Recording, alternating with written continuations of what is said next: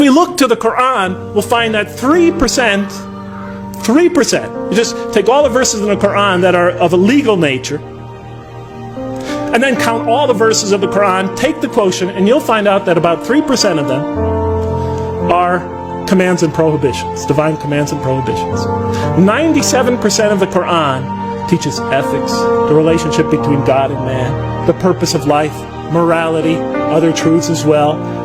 The history of nations in the past teaches us how to be self-critical, how to use reason and faith, the extreme importance of using reason and faith, teaches many, many major themes.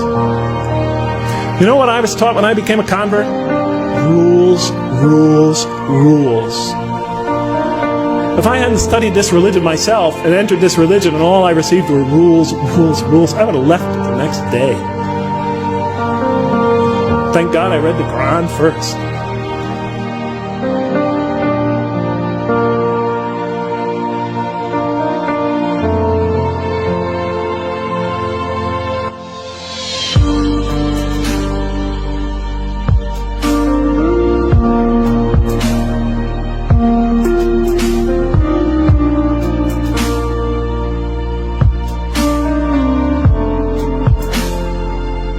Is written in a very interesting style.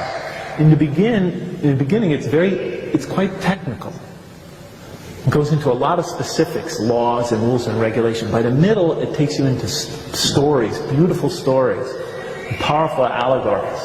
Towards the end, the emotions of the Quran picks up and it like reaches a crescendo and brings it all to this beautiful, powerful bursts of spirituality and eschatology, and it all comes together in brilliant, pounding images. And by the time I was getting towards the end of the Quran, as my atheism began to fade away, I began having these powerful spiritual moments when I felt I was in the presence of this tremendous divine embrace. I remember reading the surah, وَالضُّحَى وَاللَّيْلِ إِذَا سَجَى مَا وَدَّعَكَ رَبُّكَ, When I got to the end of that surah, I cried like a baby for 20 minutes. I didn't even believe in God. And it brought me to tears. And I would try to deny these experiences as I was having them. I would try to step on them. They just kept coming.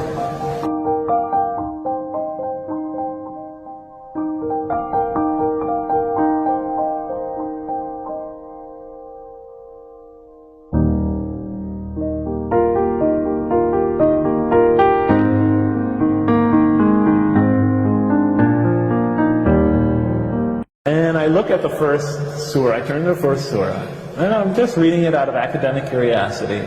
And it's obviously a hymn of praise to me. It's like a psalm for those of you who know the Bible. At least it starts that way.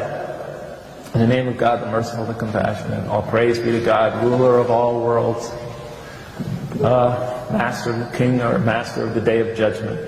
Actually, the day of requital, the day of recompense, the day when counts are settled. To you alone, and then it goes on from there. And I'm reading it, and I'm thinking, oh, a hymn of praise, a psalm.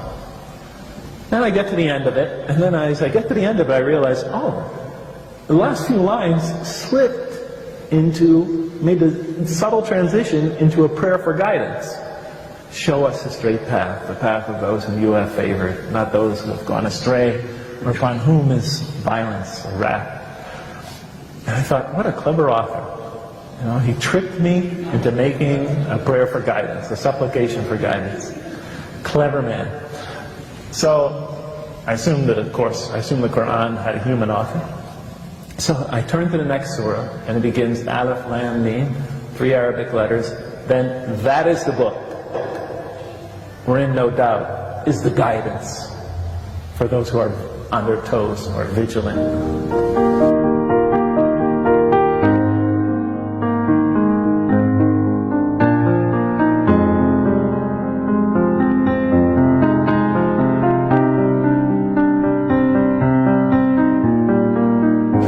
But I come to the 30th verse, and it begins, Behold, your Lord said to the angels. Behold, your Lord said to the angels. So we're about to hear a heavenly announcement, a heavenly election. A great moment.